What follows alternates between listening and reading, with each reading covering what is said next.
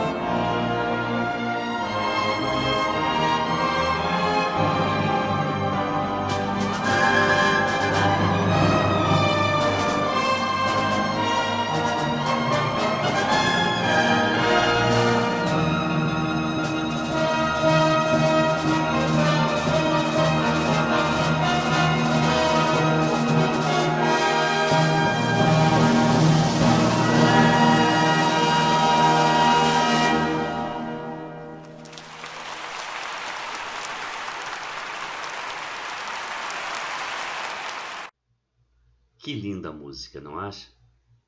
Então, Deus só aceita a nossa adoração se estiver de acordo com os seus ensinamentos. Deus quer a nossa adoração em obediência.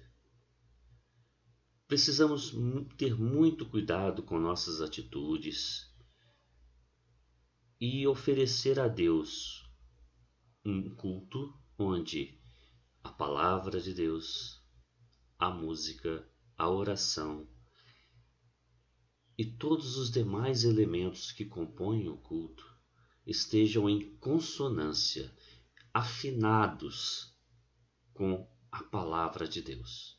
E é isso que nós nos propomos nesta manhã, estudando a palavra de Deus.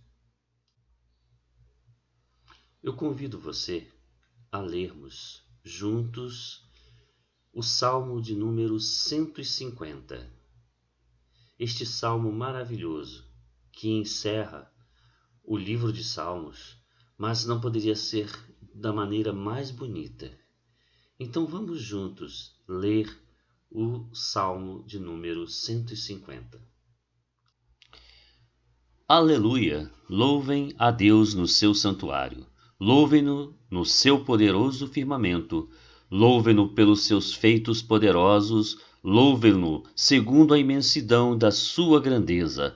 Louvem-no ao som de trombeta. Louvem-no com a lira e a harpa. Louvem-no com tamborins e danças. Louvem-no com instrumentos de cordas e com flautas. Louvem-no com símbolos sonoros. Louvem-no com símbolos ressonantes. Tudo o que tem vida, louve o Senhor. Aleluia!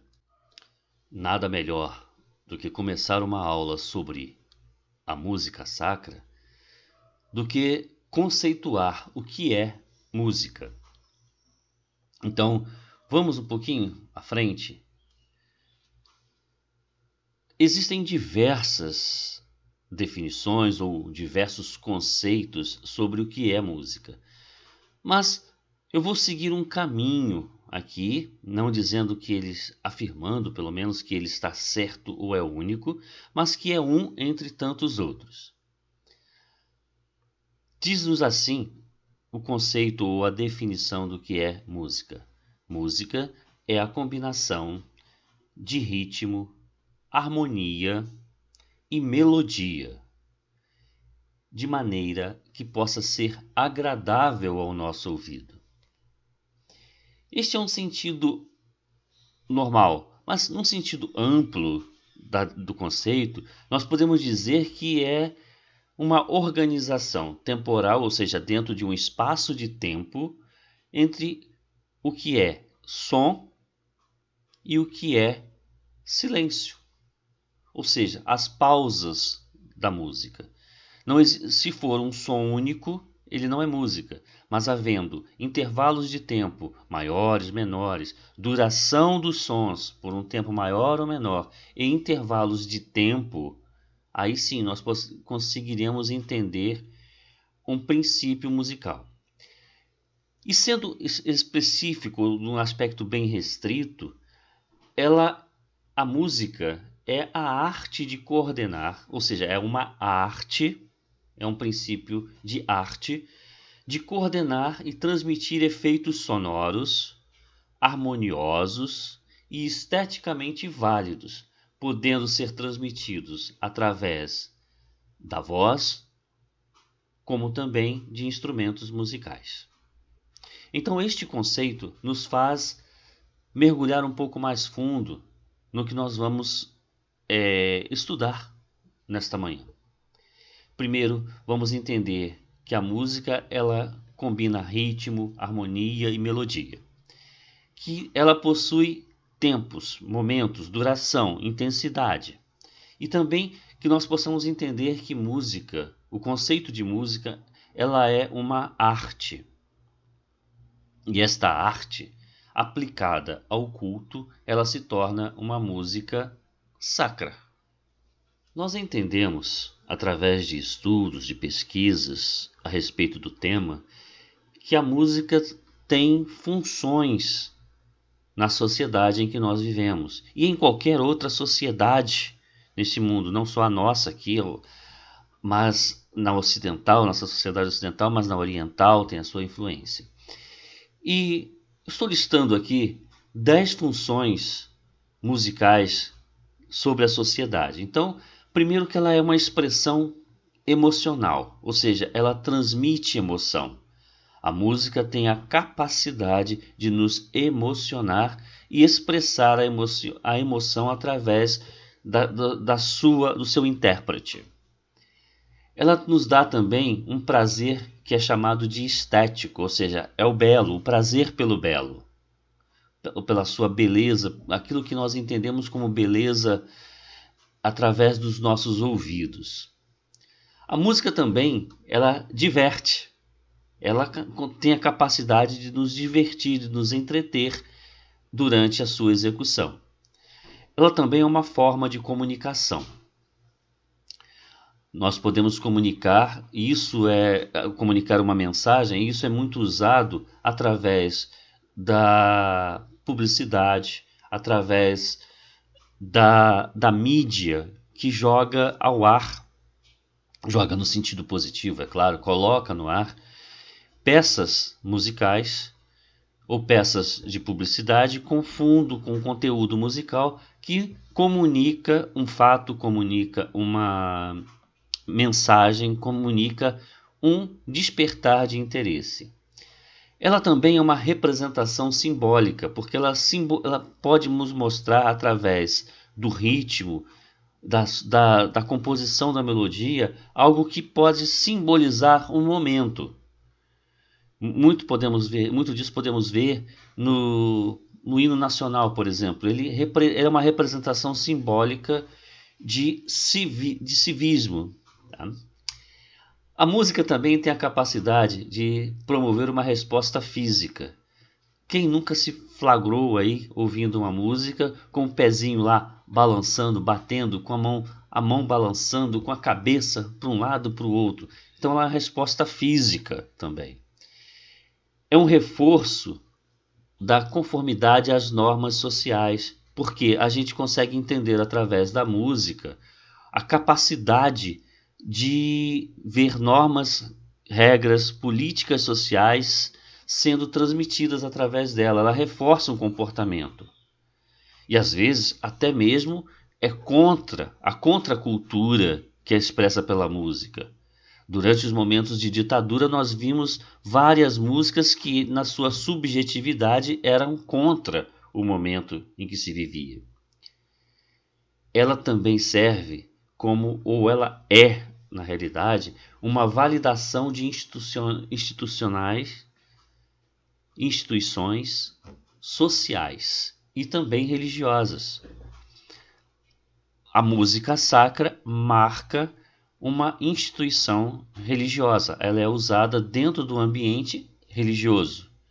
As instituições sociais, como eu já falei, até mesmo os próprios hinos cívicos, o hino da bandeira, hino nacional, hino da independência, elas mostram a instituição social chamada governo. Ela também contribui para a continuidade e até mesmo estabilidade da cultura. A cultura de um país, dentro dela está a música. Nós vemos os ritmos de acordo com cada cultura, com cada país, com cada região.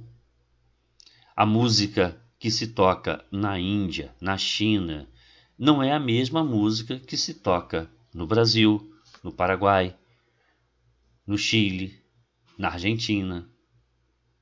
O tango marca a Argentina.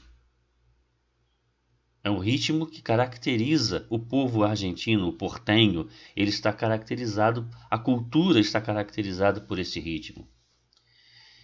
E preserva também a integração social. A música une, ela tem a capacidade de agremiar, de agregar, de consolidar as pessoas em um determinado momento, um determinado evento, ou mesmo através da mídia, do rádio, da televisão, de qualquer outra forma, que une as pessoas a um evento musical, a um som, a uma música, a um elemento.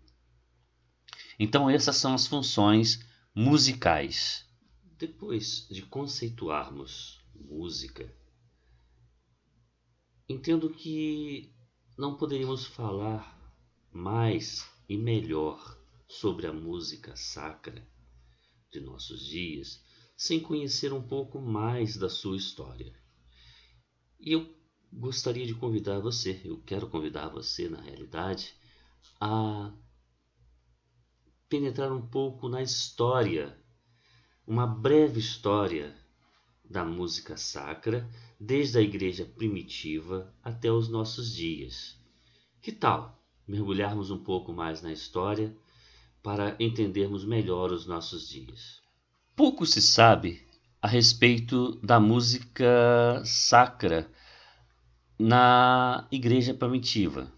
Isso porque não há tantos registros a esse respeito.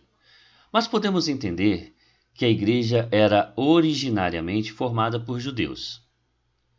E ela foi oficialmente fundada no registro que consta em Atos capítulo 2.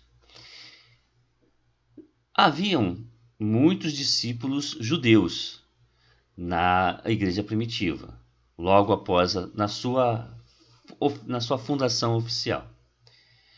Por isso, nós entendemos que muitos ritos, liturgias e práticas da cultura judaica foram preservados na estrutura de culto da igreja primitiva.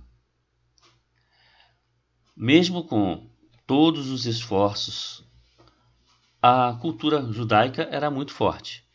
Podemos então concluir que nas cartas de Paulo aos Efésios e aos Colossenses, quando Paulo exorta os irmãos a se relacionarem entre si com salmos, hinos e cânticos espirituais, a utilização da leitura cantada dos salmos era praticada.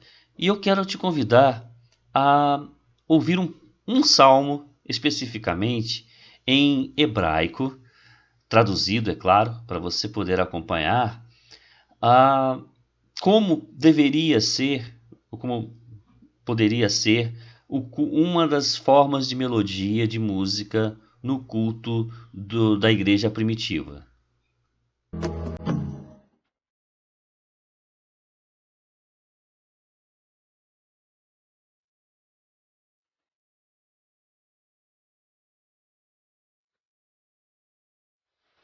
Aleluia.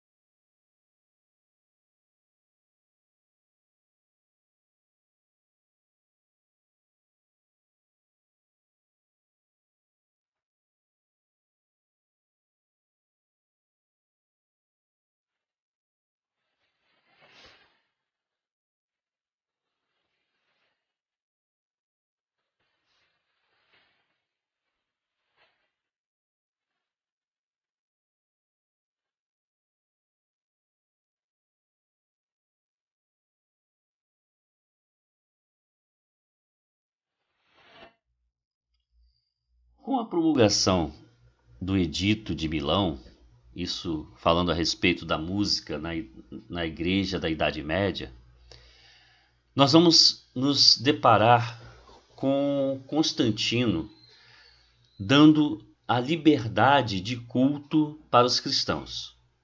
O imperador cristão, assim chamado, ofereceu oportunidade da igreja se reunir, construir templos, auditórios, capelas e coisas semelhantes.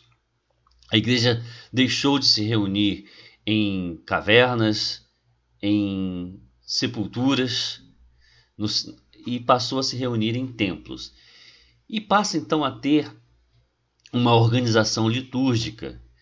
E por consequência, a gente pode entender que houve também uma organização musical, passando então a música a fazer parte indispensável da liturgia da igreja em Roma. Entramos agora na fase, ou na que nós chamamos, dentro da estrutura da história, no Renascimento. A música na igreja do Renascimento foi aquela que esteve dentro de um período de grande desenvolvimento e mudanças para a sociedade. Muitas invenções, muitas concepções filosóficas e grandes conquistas políticas marcaram os séculos XV e XVI.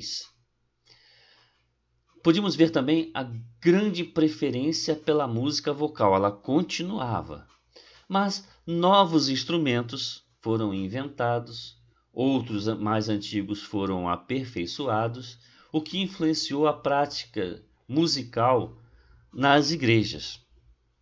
A introdução lenta, gradual de instrumentos foram colocados no ambiente da igreja. E podemos destacar dois com muita precisão.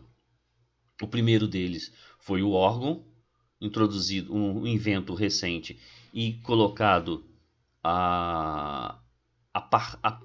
como parte integrante da música sacra. E também vemos o cravo, que é um primo, um ancestral do piano, também sendo utilizado. Então, mas foi também no Renascimento que algo marcou para sempre a história da igreja. E em 1517 nós registramos a Reforma Protestante feita por Martim Lutero, o grande responsável por reunir todos aqueles cristãos que não concordavam com as práticas espúrias e pecaminosas da Igreja de Roma, deixando, portanto, a Igreja do Império para viver uma realidade eclesiástica mais próxima das Escrituras. E já que ele acreditava ser ela o norte de toda a prática cristã, e ele tinha um firme propósito de usar a palavra de Deus como o norte para as práticas cristãs. O próprio Lutero, também, que era músico e foi casado com a musicista Catarina von Bora, foi extremamente importante para o desenvolvimento da música na igreja. Lutero, além de compor muitas peças musicais, trouxe de volta à congregação a participação ativa no culto. A antiga missa foi totalmente substituída por um culto ativo e participativo, aos moldes do que temos hoje, ou seja, a estrutura de culto com a participação da congregação foi totalmente influenciada pela reforma de Lutero. Homens e mulheres passaram então a cantar, a adorar ao Senhor em sua própria língua, ou seja, naquele momento o alemão, e não mais em latim, língua da Igreja Romana. E se hoje nós cantamos em nossas igrejas, Lutero teve um papel de fundamental importância para que isso acontecesse. Lutero estruturou o culto como nós temos hoje, ou como nós buscamos, aperfeiçoamos a partir da Reforma Protestante de 1517. No período que vai de 1600 a 1750, a música como um todo, dentro ou fora da igreja, passou por diversas mudanças, entre as quais o estabelecimento do que nós conhecemos hoje, ou como a música se caracteriza, a implantação do tonalismo, ou seja, os tons musicais. A música tonal ganhou grande destaque também no período barroco.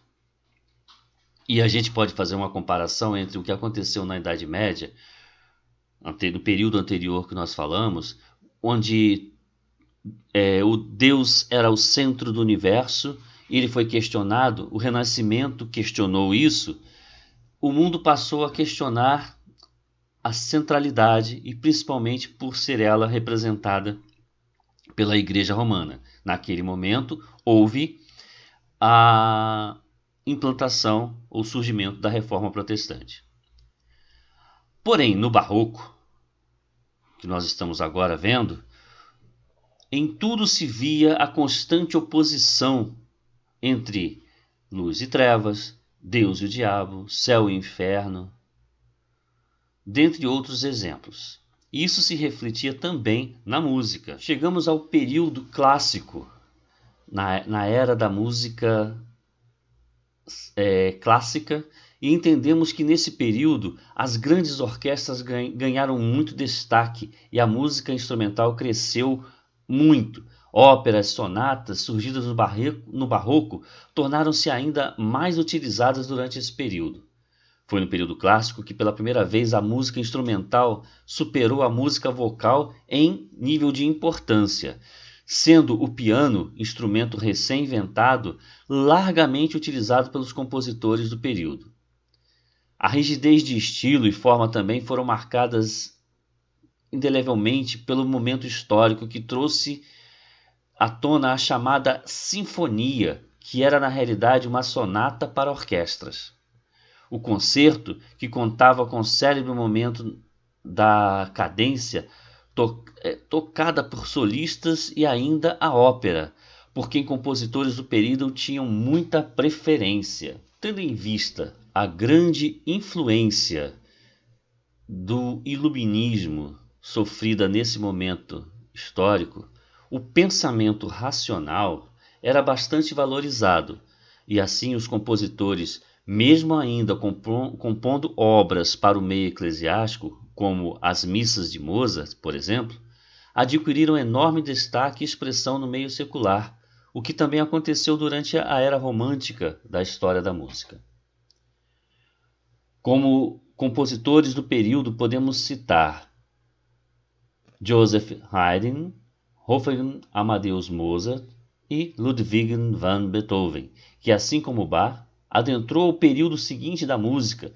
Beethoven foi músico de grande relevância para o período romântico, sendo hoje largamente conhecido por suas obras, as suas sinfonias. Bach, por sua vez, foi sucedido por seus filhos, que também eram músicos e compositores. Este não foi um período tão religioso. Ainda influenciado pelas ideias iluministas do século XIX, que não tinham em Deus seu grande valor.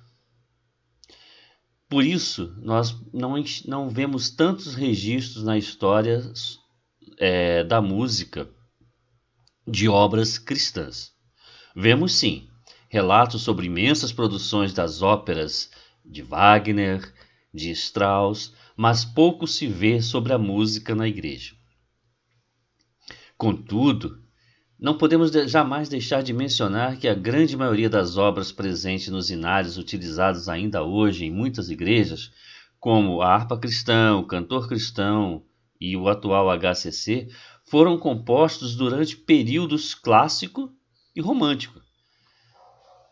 Porém, se nós observarmos as datas de composição desses hinos que estão hoje no cantor cristão, na harpa, no HCC, veremos com clareza que, apesar de todo o espírito de abandono ao Senhor Deus presente no mundo que o cercava, homens de Deus escreveram a seu tempo obras que marcaram definitivamente a história da música na igreja. Glória, pois, a Deus pela vida de cada um destes homens. Saltamos agora para a música na igreja do século XX, do século passado. Bom, tendências como o impressionismo, expressionismo, a politonalidade, a atonalidade, o serialismo, dentre outras, passaram e se colocaram como forças opositoras às tendências românticas do século passado, do século XIX. O século XX viveu um grande boom de informações, e isso resultou em grandes mudanças. Foi neste século que as primeiras gravações começaram a acontecer. O gramofone, antecessor da vitrola, que foi inventado no século XIX, passou a ser utilizado de modo que aqueles que não podiam mais se fazer presentes nos grandes concertos, agora podiam ouvir a música de orquestras inteiras em suas próprias casas. O jeito de tocar alguns instrumentos mudou. e novos instrumentos foram surgindo, chamando de estilo popular, que cresceu e divulgou. E aí nós podemos lembrar de alguns jeitos de tocar o baixo acústico, passou a ser usado no jazz, a bateria. Então, os instrumentos passaram a ser mais utilizados e com maior intensidade. Ainda na primeira metade do século XX, o piano passa a ser largamente usado nas igrejas, assim como os corais e grupos vocais, de modo que aqueles inários, como o cantor cristão e harpa cristã, traduzidos para o português, eram parte integrante dos cultos.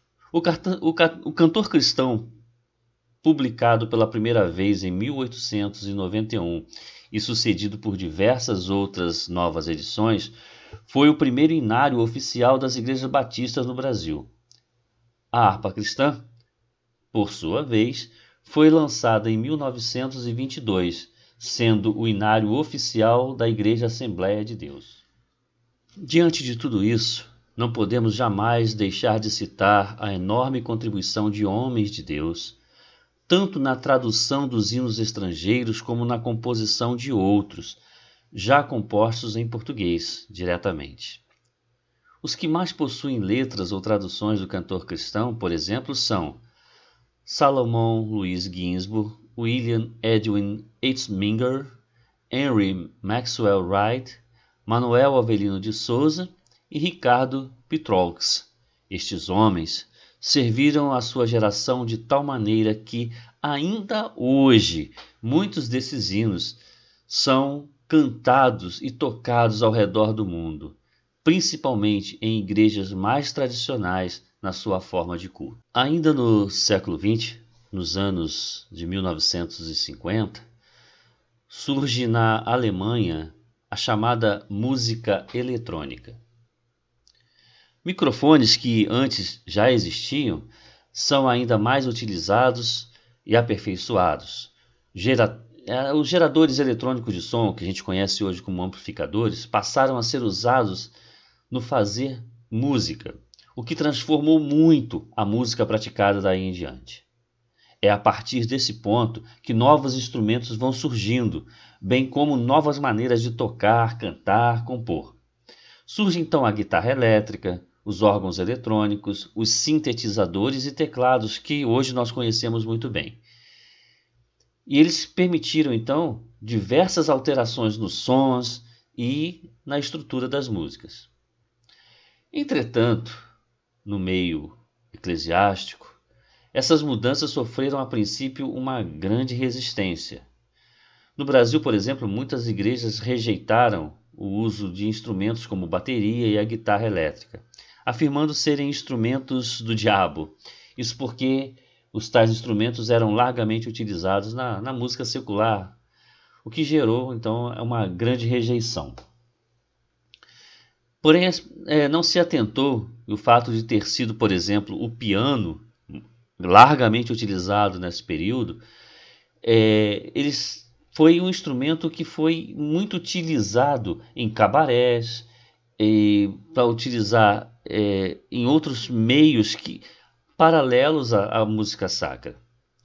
Ele deixou de ser um instrumento erudito e passou a ser um instrumento para utilização em sambas, choros e outros ritmos musicais.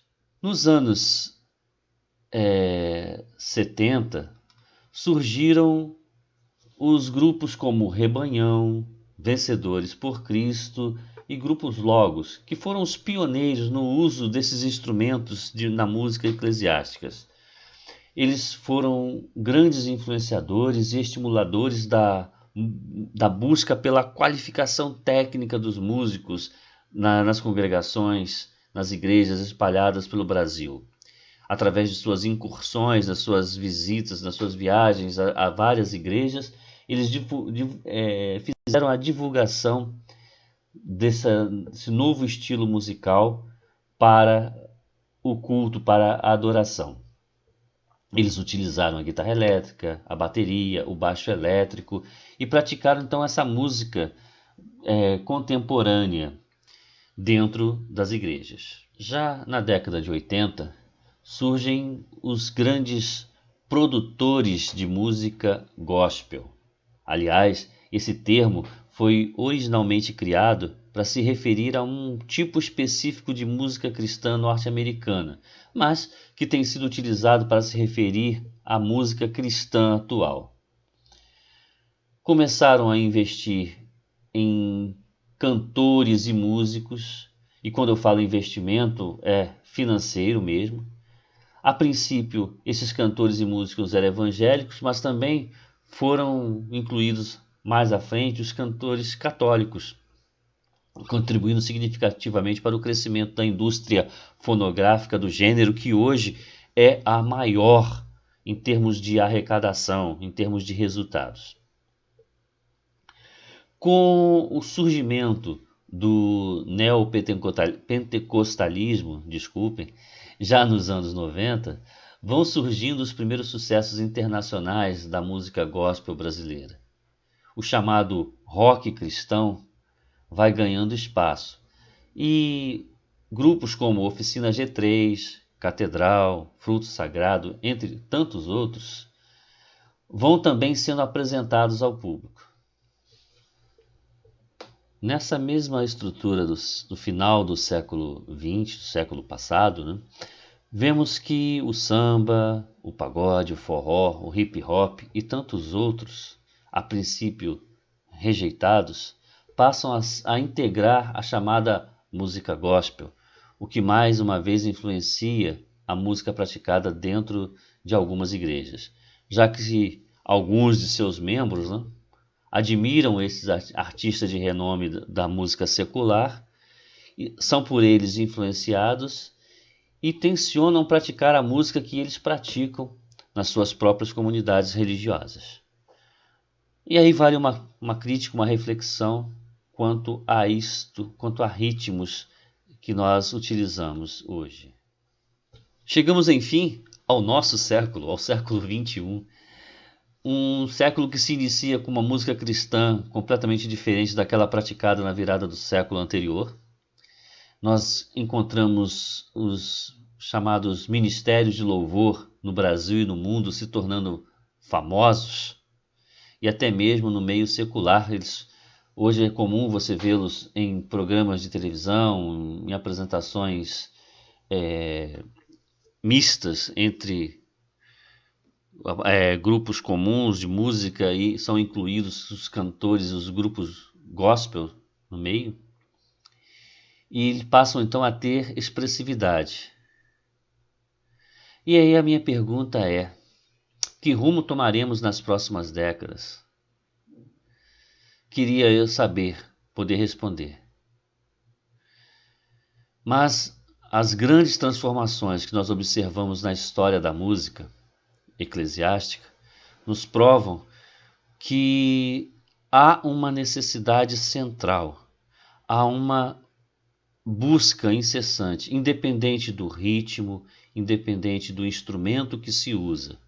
Mas precisamos permanecer atentos que a música sacra é aquela contida na palavra de Deus, aquela que a palavra de Deus é o centro, e não importa esta questão da história, do momento da história, mas sim a centralidade na palavra de Deus.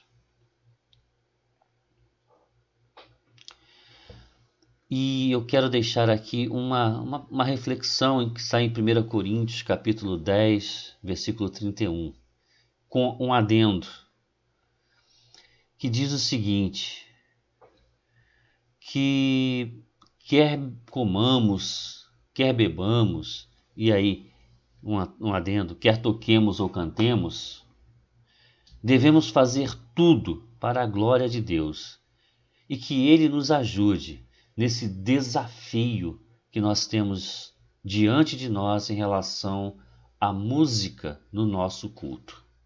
A música sacra, ela deve edificar a comunhão. Em 2 Crônicas, capítulo 5, versos de 12 a 14, um dos mais bonitos sobre a música que se pode produzir no culto. Este é o conteúdo do texto.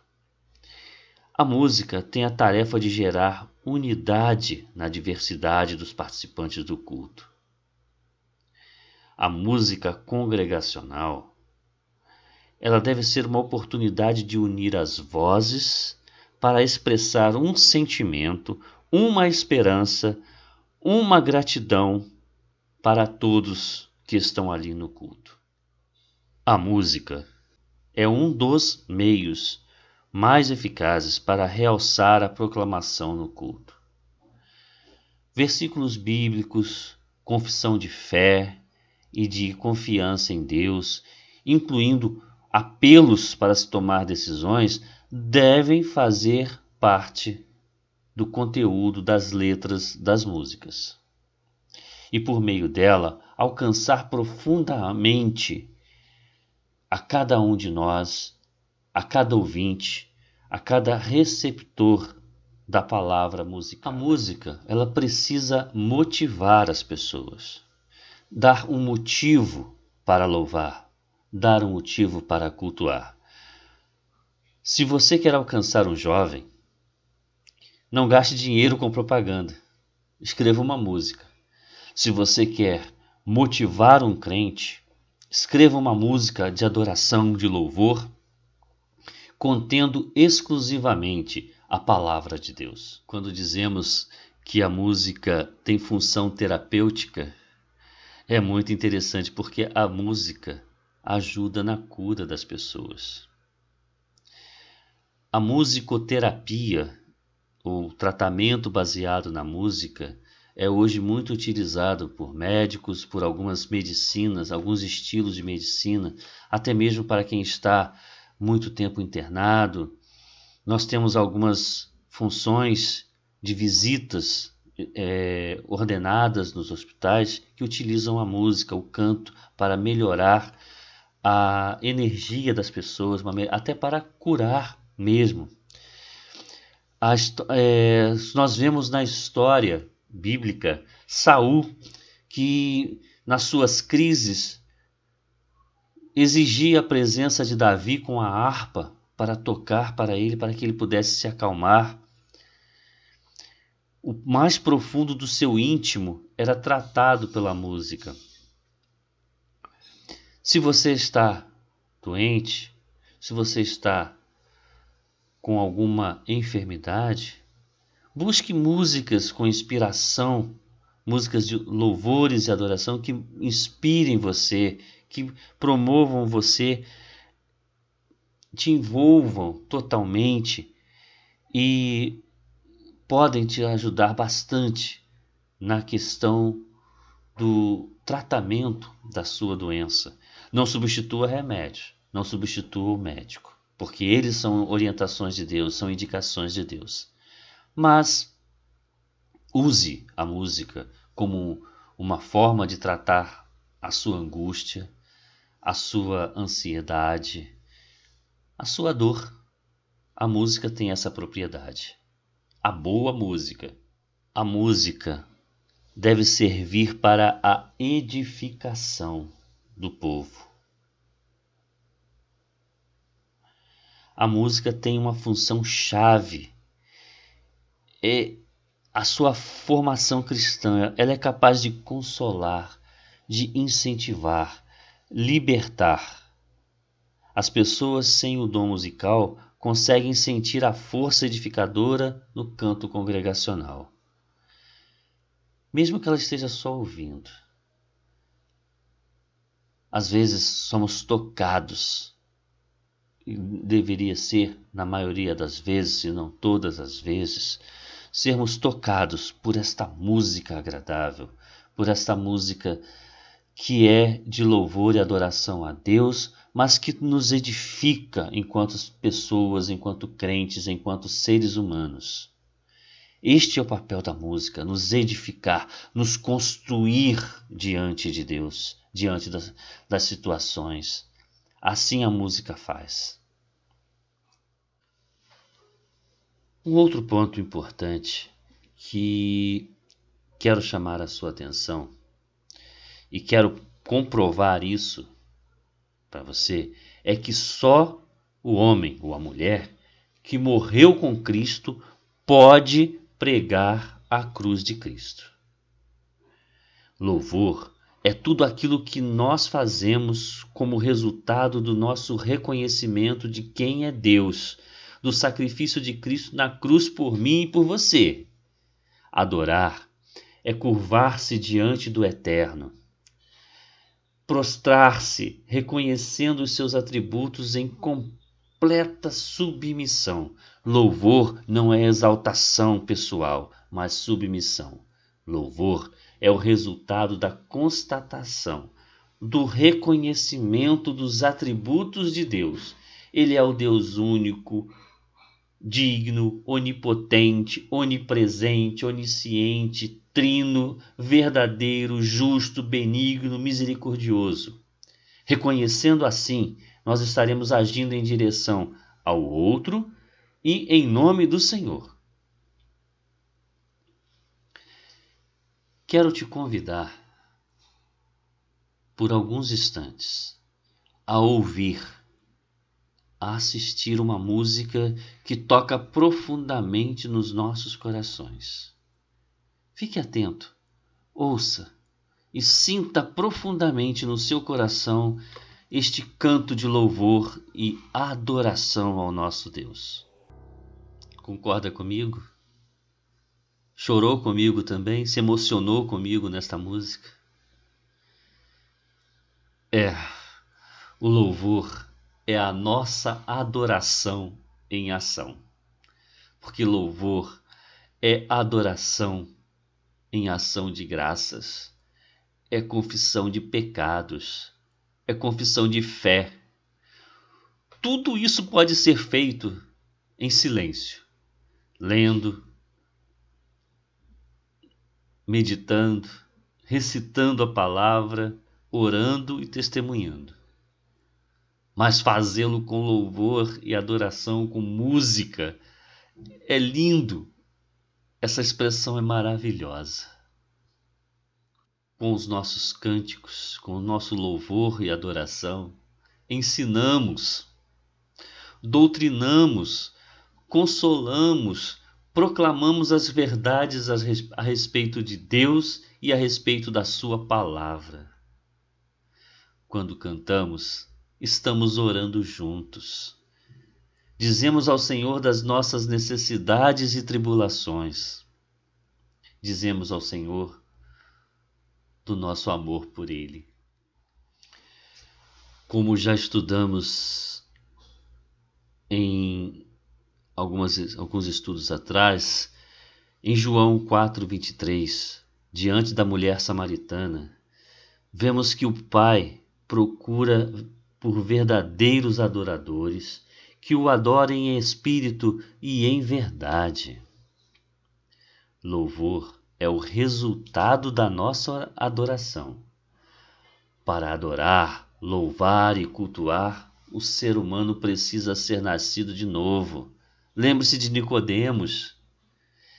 E este toque só pode ser dado através do Espírito Santo. Como podemos adorar aquilo que não conhecemos? É mera música. É mero cântico. É cantar. Estou falando de louvar e adorar a Deus. Só podemos fazê-lo quando conhecemos o objeto, o fundo, o objetivo do nosso louvor, da nossa adoração. Já caminhando para a conclusão, podemos perceber que a música carrega uma função tão importante no culto: a solidificação da palavra de Deus em nosso coração. As nossas canções precisam ser carregadas da mensagem do Evangelho. As letras devem ser repletas de conteúdos das Escrituras. Como diz Jonathan Leeman, se existe qualquer lugar onde a palavra de Deus deva literalmente reverberar, deve ser nas canções da igreja. Quando o crente se reúne como igreja, com a finalidade de expressarem juntos a sua adoração a Deus, temos um culto público na igreja. As suas características precisam ser voltadas para Deus de modo sincero e espiritual, centralizado nos ensinos de Deus, com expressão de gratidão, com decência e ordem, que seja racional e compreensível. A música no culto, deve ser marcada como uma das partes. O culto inteiro deve ser prestado em conformidade com a Bíblia, incluindo a música. A igreja funciona em similaridade a um corpo, conforme nós encontramos em 1 Coríntios capítulo 12. Qualquer alternativa dentro do culto deve edificar a todo o corpo. Devemos aprender também a respeitar as diferenças, aprender a ceder em benefício do consenso geral, proporcionando então uma capacidade de análise de ritmos, de instrumentos a serem utilizados a bem do coletivo, tanto de quem quer colocar algo novo, quanto do outro lado, de quem precisa avaliar para aceitar este algo novo. O corpo deve ser unido. Quero te convidar a refletir sobre 3 perguntas ou 3 questionamentos que faço neste momento. A primeira delas é: qual a importância da música sacra no seu relacionamento com Deus?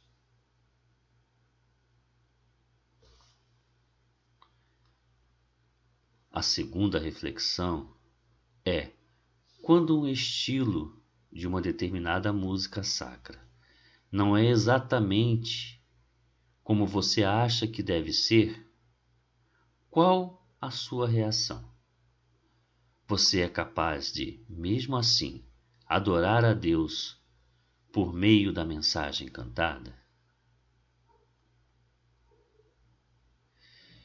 E a terceira e última pergunta, para você refletir, não é para me responder, mas pode ficar em seu coração. Os cânticos e hinos que fazem parte de nossos cultos e reuniões seguem os critérios apresentados neste estudo? Quero deixar aqui o meu agradecimento. Que Deus a todos abençoe. Que o Senhor faça resplandecer sobre vocês o seu rosto. Tenha misericórdia de vocês e lhes dê a paz. Em nome de Jesus. Amém.